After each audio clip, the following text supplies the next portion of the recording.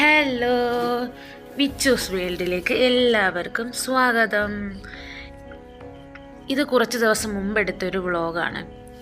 നമ്മുടെ വിദ്യാഭ്യാസ ബന്ദിനോടനുബന്ധിച്ചെടുത്തൊരു വ്ളോഗാണ്. അന്ന് പിന്നീട് ഓരോരോ സാഹചര്യങ്ങൾ കൊണ്ട് എനിക്ക് ഇടാൻ പറ്റാത്ത, എഡിറ്റ് ചെയ്തിടാനൊരു സമയം കിട്ടാത്തത് കൊണ്ട് അധികം വൈകിപ്പോയ ഒരു വ്ളോഗും കൂടിയാണ് കേട്ടോ. അപ്പോൾ ഇന്ന് വിദ്യാഭ്യാസ ബന്ധമായതുകൊണ്ട് തന്നെ കുട്ടികൾക്ക് പോകണ്ട എന്നുള്ളൊരു വിശ്വാസത്തിൽ ഞാൻ ഇച്ചിരി നേരം കൂടി കിടന്നുറങ്ങിയിരുന്നു. അപ്പോൾ ഇന്ന് അതുകൊണ്ട് അത്രയ്ക്ക് രാവിലെ ഒന്നും എഴുന്നേറ്റില്ല. ഒരു 6:30 ആയോടാണ് ഞാൻ എഴുന്നേറ്റത്. എഴുന്നേറ്റപ്പോഴാണ് ഞാൻ മെസ്സേജ് കാണുന്നത്, കൊണ്ടാക്കാൻ പറ്റുന്ന പേരൻസിന് കൊണ്ടാക്കാം, കുട്ടികളെ കൊണ്ടാക്കാം എന്നൊരു ഇത് കണ്ടു. അപ്പോൾ 2 പേരുടേതിലും ഉണ്ടെങ്കിലും ഞാൻ മൂത്ത ആൾ പഠിക്കുന്ന സ്കൂളിൽ ഇച്ചിരി ദൂരം ഉണ്ടായതുകൊണ്ട് തന്നെ അവനെ കൊണ്ടാക്കാൻ ഞാൻ നോക്കിയില്ല. പിന്നീട് ഇളയവൻ പഠിക്കുന്ന സ്കൂളെന്ന് പറയുന്നത് ഇവിടുന്ന് കുറച്ച് ദൂരമേ ഉള്ളൂ, ഇച്ചിരി അങ്ങോട്ട് പോയാൽ മതി. എന്നാൽ പിന്നെ ഞാൻ വിചാരിച്ചു 2 പേരെയും കൂടി ഒരുമിച്ച് വീട്ടിൽ നിർത്തി കഴിഞ്ഞ് കഴിഞ്ഞാൽ അന്ന് അടിയുടെ പൂരമായിരിക്കും. അതുകൊണ്ട് ഞാൻ വിചാരിച്ചു ഉണ്ണിക്കുട്ടനെ കൊണ്ടാക്കാം എന്ന് വിചാരിച്ചു. അവൻ കുറച്ച് നേരം ഇരുന്നോളും. ഏകദേശം ഒരു 2 മണിയോടെ 2-2:30 മണിയോ വരെ പഠിത്തം ഉള്ളൂ എങ്കിലും എന്നാൽ പിന്നെ അങ്ങോട്ട് പോകാം, അവനെ അങ്ങ് വിടാം എന്നുള്ള കാര്യത്തിൽ ഞാൻ നിന്നും. എന്നാൽ പിന്നെ രാവിലെ എല്ലാ കാര്യങ്ങളും നടത്തിയിട്ട് ഒരുക്കി സ്കൂളിൽ കൊണ്ടാക്കാം എന്ന് വിചാരിച്ചു. അപ്പോൾ കൊണ്ടാക്കുകയും വേണം, വിളിച്ചുകൊണ്ട് വരികയും ചെയ്യണം, അല്ലാതെ വണ്ടിയില്ല എന്നുള്ളൊരു ഇതേ ഉള്ളൂ. അപ്പോൾ പിന്നെ രാവിലെ ഞാൻ എഴുന്നേറ്റ് അരി ആട്ടി വെച്ചിരുന്നു. അപ്പോൾ അതുകൊണ്ട് തന്നെ എളുപ്പമാണല്ലോ. ഇന്നൊന്ന് ദോശ കണ്ട് നിങ്ങളും മടുക്കുമല്ലോ എന്ന് വിചാരിച്ച് ഞാൻ ഇഡലിക്കെടുത്തിയത്. അപ്പോൾ ഈ ഞങ്ങളുടെ വീട്ടിൽ എന്നും ദോശയാണോ എന്ന് ചോദിക്കുന്നവരോട്, എന്നും ഈ അരിയാട്ടി വെക്കുന്നത് പതിവാണോ എന്ന് ചോദിക്കുന്നവരോടല്ല, ഞാൻ മിക്കവാറും അരിയാട്ടുന്ന ദിവസങ്ങളിൽ വീഡിയോ എടുക്കുന്നതാണ്. ഞാൻ അന്നേരം ഇതൊന്നും ഓർക്കുന്നില്ല, അങ്ങനെ അങ്ങ് എടുത്തു പോകുന്നതാണ്. അപ്പോൾ എപ്പോൾ വീഡിയോ എടുത്താലും എൻ്റെ ഇതിലൊരു ദോശയെങ്കിലും കാണും എന്നുള്ളത് പൊതുവേ ഒരു എന്താ പറയുക, പൊതുവേ എൻ്റെ എപ്പോഴും ഒരു ദോശ കാണും. പക്ഷേ അങ്ങനെയല്ല കേട്ടോ, ഞാൻ വീഡിയോ എടുക്കുന്ന ദിവസങ്ങളിൽ ദോശ ആയി പോകുന്നതാണ്, ഞാനത് ശ്രദ്ധിക്കുന്നില്ല. അപ്പോൾ എനിക്ക് ഇഡലിയേക്കാൾ ഇഷ്ടം ദോശയാണ്. അതുകൊണ്ട് ഇഡലി കുറച്ചേ ഉണ്ടാക്കിയുള്ളൂ, ബാക്കി ഞാൻ ദോശ ചുടുകയാണ് ചെയ്തത്. എനിക്ക് ഇഡലിയോട് വലിയ താല്പര്യക്കുറവാണ്, ഭയങ്കര താല്പര്യക്കുറവാണ്, താല്പര്യമില്ല. അപ്പോൾ അതുകൊണ്ട് ഞാൻ ദോശ ചുടും കേട്ടോ. അപ്പോൾ ഇന്നലെ തേട് വാങ്ങിച്ചു വെച്ചത് കാരണം അപ്പോൾ രാവിലെ ഞാൻ വിചാരിച്ചു അരി അടപ്പയിടുന്നതിന് മുമ്പ് അതങ്ങ് അടപ്പയിലാക്കാം എന്ന് വിചാരിച്ചു. അപ്പോൾ നമ്മുടെ ഉള്ളിയും ഇഞ്ചിയും വെളുത്തുള്ളിയൊക്കെ ഒന്ന് മൂപ്പിക്കുന്ന സമയം കൊണ്ട് നമുക്ക് മുളക് പൊടി, മഞ്ഞൾപ്പൊടി, മല്ലിപ്പൊടി, പിന്നെ കുരുമുളക്, ഉലുവാപ്പൊടി ഇതെല്ലാം കൂടി ഇട്ടൊന്ന് ചെറുതായിട്ടൊന്ന് ചൂടാക്കിയിട്ട് അത് മിക്സിയുടെ ജാറിലേക്ക് ഇട്ടൊന്ന് അരച്ചെടുക്കാമെങ്കിൽ ഒരു ചെറിയ കൊഴുപ്പ് കിട്ടും. നമ്മുടെ മീൻ കറിക്ക് ഒരു കൊഴുപ്പ് കിട്ടും, നല്ലൊരു കട്ടി കിട്ടും. അപ്പോൾ ഇത് ഇത്രയും കൂടി ഒന്ന് ചൂടാക്കി ഞാൻ അത് അടപ്പയിലോട്ട് വെച്ച് ഇഡലിക്ക് അടപ്പേ വെച്ചു. ഇഡലി വെന്ത് മാറ്റിയതിന് ശേഷം ആ അടപ്പയിലാണ് ഞാൻ ഇത് വെക്കുന്നത്, മീനിന് അടപ്പയിൽ വെക്കുന്നത്. അപ്പോൾ ഇഡലി മാറ്റിയത് ഞാൻ അവിടെ തന്നെ വെച്ചേക്കാണ്. ഞാൻ അതിൽ പാത്രത്തിൽ നിന്ന് എടുത്ത് മാറ്റിയില്ല, അതുകൊണ്ടാണ് ഇത് കാണിക്കാഞ്ഞത്. ഇനി കാണിക്കും.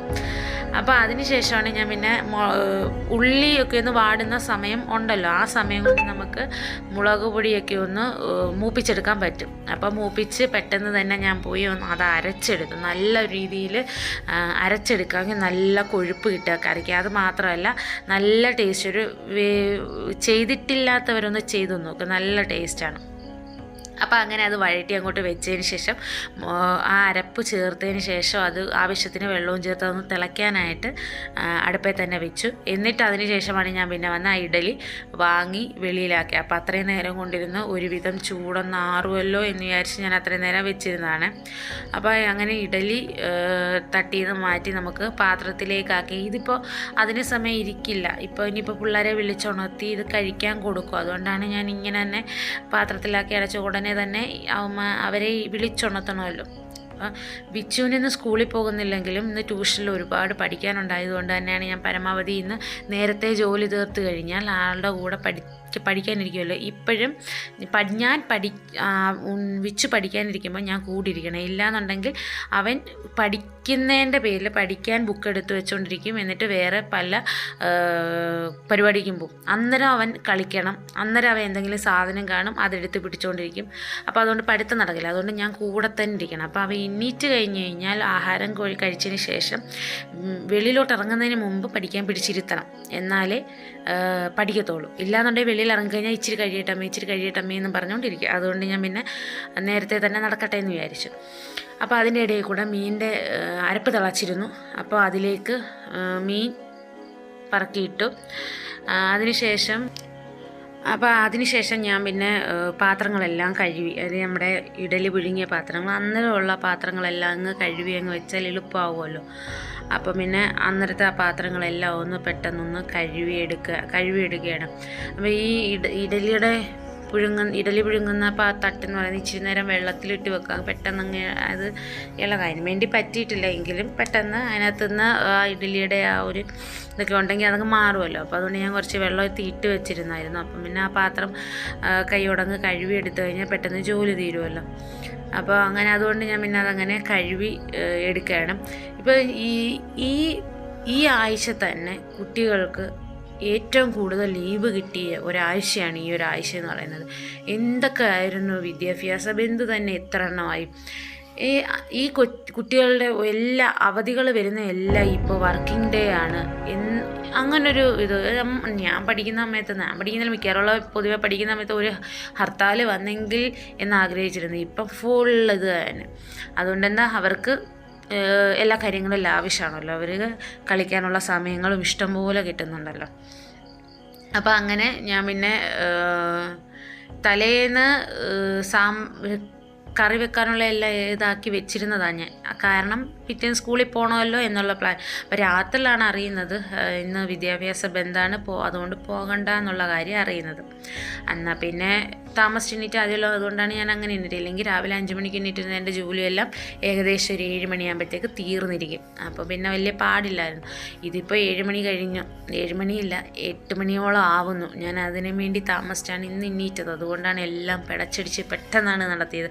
അപ്പം ഉണ്ണിക്കുട്ടനെ സ്കൂളിൽ വിടണമെന്നുള്ളൊരു വിചാരമേ ഇല്ലാഞ്ഞതുകൊണ്ട് പതുക്കെ മതിയല്ലോ എന്നായിരുന്നു. പിന്നാണ് മെസ്സേജ് കണ്ടത്, പിന്നെ അങ്ങ് വിട്ടേക്കാം എന്ന് വിചാരിച്ചു. അതുകൊണ്ടാണ് ഇത്രയും പെട്ടെന്ന് കാര്യങ്ങളെല്ലാം നടത്തുന്ന, ഒരു സമയം പോലും ഇങ്ങനെ ഇരിക്കാതെ കാര്യങ്ങൾ നടത്താം.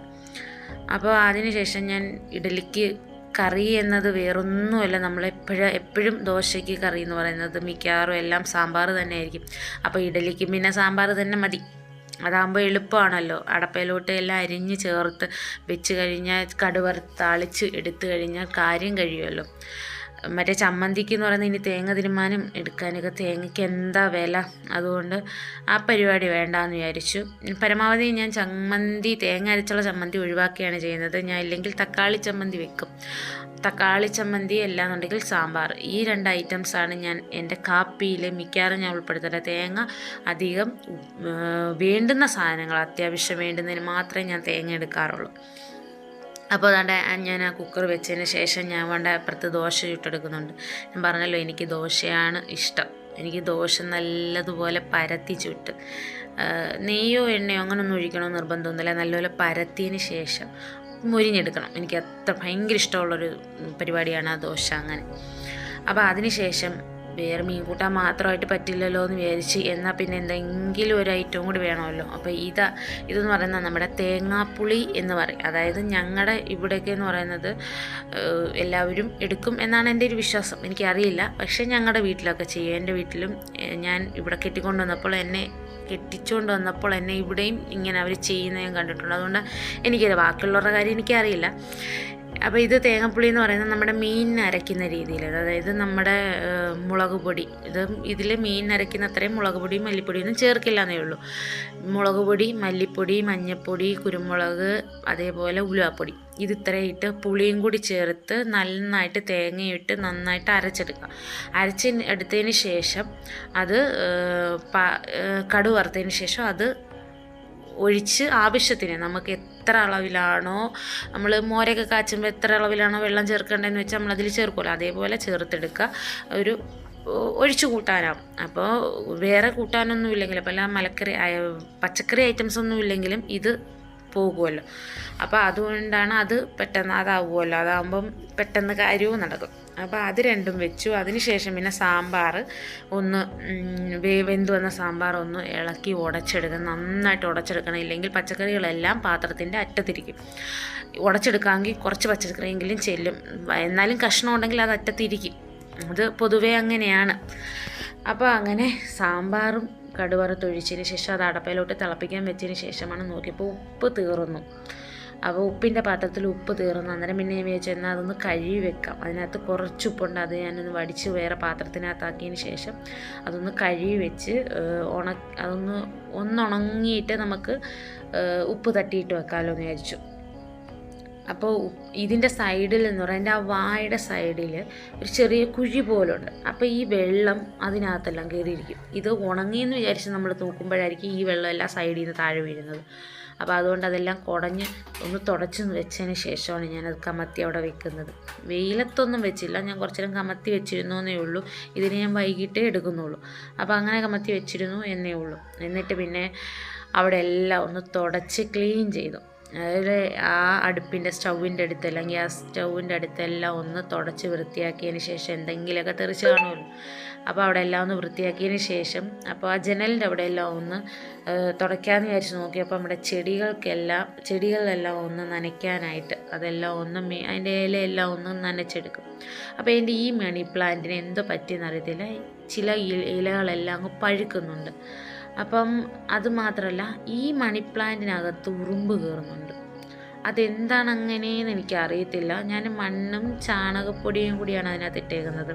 അപ്പോൾ ഇതിൽ മാത്രം ഉറുമ്പ് കയറുന്നുണ്ട്. അതിൽ കടിക്കുന്ന ടൈപ്പ് ഉറുമ്പല്ല, അല്ലാത്ത സാധാ കറുത്തൊരു തരത്തിലുള്ള ഉറുമ്പ് അത് കയറുന്നുണ്ട്. എന്തോ അതിൻ്റെ ഇലയും മൊത്തവും പഴുക്കുന്നുണ്ട്. എൻ്റെ ആ ഒരു മണി പ്ലാന്റാണ് നല്ല ഹെൽത്തി ആയിട്ട് വളരുന്ന ഒരു മണി പ്ലാന്റ് ആയിരുന്നു അത്. പക്ഷെ അതിനെന്തോ പറ്റിയിട്ടുണ്ട്. അപ്പോൾ അതിൻ്റെ മണ്ണെല്ലാം ഒന്ന് മാറ്റി ഒന്ന് ശരിയാക്കണം.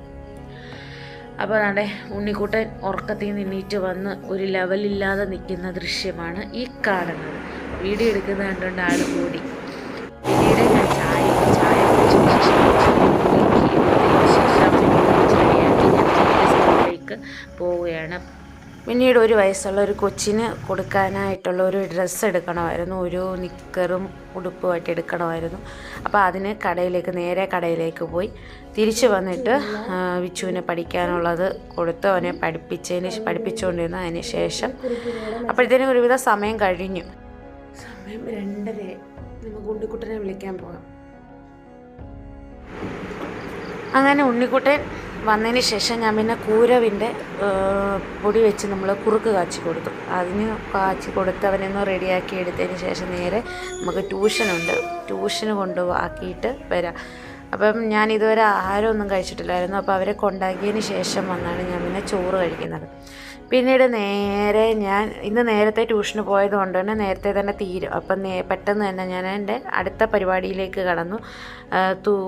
തൂപ്പും തുടപ്പും ഒക്കെ ആയിട്ട് കടന്നു. അപ്പോൾ ആ സോഫയെല്ലാം ഒന്ന് വൃത്തിയാക്കിയിട്ടതിന് ശേഷം അവിടെ എല്ലാം ഒന്ന് അടിച്ച് തൂത്ത് വൃത്തിയാക്കിയിട്ട് കഴിഞ്ഞാൽ തുടച്ചെടുക്കാമല്ലോ. അപ്പോൾ അവരെ വിളിക്കാൻ പോകുന്നതിന് മുമ്പ് അതെല്ലാം അങ്ങ് നടത്തിക്കഴിഞ്ഞാൽ നമുക്ക് സമാധാനം ഉണ്ടല്ലോ. അതുപോലെ വിളക്ക് കത്തിക്കണം. അപ്പോൾ അതിന് മുമ്പുള്ള ജോലികളെല്ലാം അങ്ങ് തീർത്ത് കഴിഞ്ഞാൽ എളുപ്പം ആകുമല്ലോ. അപ്പം ഇവിടെ എല്ലാം ഒന്ന് ക്ലീൻ ചെയ്തിടാമെന്ന് വിചാരിച്ചു. അങ്ങനെ മൊത്തത്തിൽ ഒന്ന് തൂക്കുന്ന വീഡിയോ ഒന്നും ഞാൻ എടുത്തിട്ടില്ല. ഞാൻ കുറച്ച് തൂക്കുന്നതൊക്കെ എടുത്തിട്ടുള്ളൂ. അല്ലാതെ എല്ലാം കൂടി എടുത്തു കഴിഞ്ഞാൽ വീഡിയോ ലോങ് ആയി പോവില്ലേ. അതിനുശേഷം നേരെ തുടയ്ക്കാൻ തുടങ്ങി. ഹാളിലും ഡൈനിങ് റൂമിലും തുടച്ചപ്പോൾ ഞാൻ വീഡിയോ എടുത്തു വെച്ചിട്ടുണ്ട്. പക്ഷെ ഓണാക്കാൻ മറന്നുപോയി. അത് കാരണം വീഡിയോ വന്നില്ല, കിട്ടിയില്ല. അപ്പോൾ പിന്നെ ഞാൻ ബെഡ്റൂമിൽ അവിടെ തുടയ്ക്കുന്ന എടുക്കാമെന്ന് വിചാരിച്ചു. പിന്നെ അവിടെ വെച്ചാണ് ഞാൻ വീഡിയോ ഓണാക്കി എടുക്കുന്നത്. അപ്പോൾ പിന്നെ അവിടെ എല്ലാം ഒന്ന് വൃത്തിയാക്കി ഒന്ന് തുടച്ചെടുത്തു. അത്യാവശ്യം എല്ലാ ദിവസവും തുടയ്ക്കുന്നത് കൊണ്ട് തന്നെ വലിയ പാടികളും കാര്യങ്ങളൊന്നും ഇല്ലെങ്കിലും അത്യാവശ്യം എല്ലായിടം ഒന്ന് തുടച്ചതിന് ശേഷം നേരെ വെളിയിലിറങ്ങി. അപ്പം എൻ്റെ ഇവിടെ മുഴുവനായിട്ടുള്ള ബന്ദി എന്നാണ് തോന്നുന്നു പറയുന്നത്, എനിക്ക് പേര് കറക്റ്റായിട്ട് അറിയില്ല. അപ്പോൾ അത് നിറച്ചതാണ്. അപ്പോൾ അതിൻ്റെ ഒരു കമ്പ് ഒടിഞ്ഞ് താഴെ, അതിൻ്റെ ഇപ്പോൾ 2ാമത്തെ കമ്പാണ് ഒടിഞ്ഞ് വീഴുന്നത്. അപ്പോൾ അത് ഞാൻ വിചാരിച്ചു എങ്കിൽ അതങ്ങ് എടുത്ത് ഒടിച്ച് കളയാം എന്ന് വിചാരിച്ചു. തറയിൽ വീണ് ചരിഞ്ഞ് കിടക്കുകയാണല്ലോ, ഒടിച്ച് കളയാമെന്ന് വിചാരിച്ചു. അപ്പോൾ അവിടെ എല്ലാം കുറച്ച് പുല്ല് ഇച്ചിരി വഴിയിലോട്ട് നിൽക്കുന്നത്. അപ്പം ഞാൻ വിചാരിച്ചു അതെല്ലാം ഒന്ന് വലിച്ച് പറിച്ച് കളയാം, അങ്ങ് പോട്ടെ എന്ന് വിചാരിച്ചു. ഇത് ഞാൻ വെച്ച് പിടിപ്പിച്ചതൊന്നും അല്ല കേട്ടോ, കിളിച്ച് വരുവാ ഗൈസ്. ഒരു വിധത്തിൽ അത് ചെത്തിക്കളഞ്ഞാനൊക്കെ പോലും പോകുന്നില്ല. അപ്പോൾ പിന്നെ ഞാൻ വിചാരിച്ചു അതൊരു ഭംഗിക്ക് അങ്ങ് കിടക്കട്ടെ എന്ന് വിചാരിച്ചു. അതുകൊണ്ട് ഞാനതങ്ങനെ വളർത്തിയിട്ടിരിക്കുകയാണ്. അപ്പോൾ പിന്നെ ചായ ഇട്ട കുറുക്ക് കൊടുത്തതും ചായ ഇട്ട പരിപാടിയോ പാത്രങ്ങളെല്ലാം അവിടെ ഇരുന്നു. അതെല്ലാം ഒന്ന് വൃത്തിയാക്കിയതിന് ശേഷം നേരെ ഉപ്പ് പാത്രത്തിലേക്ക് ഉപ്പും ഇട്ടു. അതിനുശേഷം നേരെ ഞാനങ്ങ് കുളിക്കാൻ കയറി. നമുക്ക് വിളക്കത്തിക്കാൻ നേരമായപ്പോഴത്തേനും. അപ്പോൾ കൊച്ചുങ്ങൾക്ക് ട്യൂഷന് വിളിക്കാൻ പോകണം. അപ്പോൾ അതിനുമ്പോൾ വിളക്ക് കത്തിച്ചിട്ട് പോകാം എന്നുള്ള പ്ലാനിലാണ്. നേരെ പോയി വിളക്കത്തിക്കാൻ സമയമായില്ല എങ്കിലും ഞാനങ്ങ് കത്തിക്കുകയാണ്, കൊച്ചുങ്ങളെ വിളിക്കാൻ പോകേണ്ടത് കൊണ്ട്. അപ്പം നല്ല കാറ്റുണ്ടായിരുന്നു. അപ്പോൾ അതുകൊണ്ട് കത്താൻ ഭയങ്കര പാടായിരുന്നു. എങ്കിലും വിളക്ക് കുളിച്ചിട്ട് വന്ന് വിളക്കും കത്തിച്ച് നേരെ ഇരുന്നു. അപ്പോൾ നമ്മുടെ അത്യാവശ്യം കാര്യങ്ങളെല്ലാം കഴിഞ്ഞു. വിളക്ക് കത്തിച്ച് വെച്ചു. അപ്പോൾ ഇനി പിള്ളേരെ പോയി വിളിക്കാം. സമയം 6:15. പോയി വിളിച്ചിട്ട് വരാം. അപ്പോൾ അവരെ വിളിച്ചുകൊണ്ട് വന്നു. ഇനി അവർക്ക് ആഹാരം കൊടുക്കുക. അപ്പോൾ എൻ്റെ ചാനൽ ഇഷ്ടപ്പെട്ടിട്ടുണ്ടെങ്കിൽ ഒന്ന് സബ്സ്ക്രൈബ് ചെയ്ത് സപ്പോർട്ട് ചെയ്യണേ.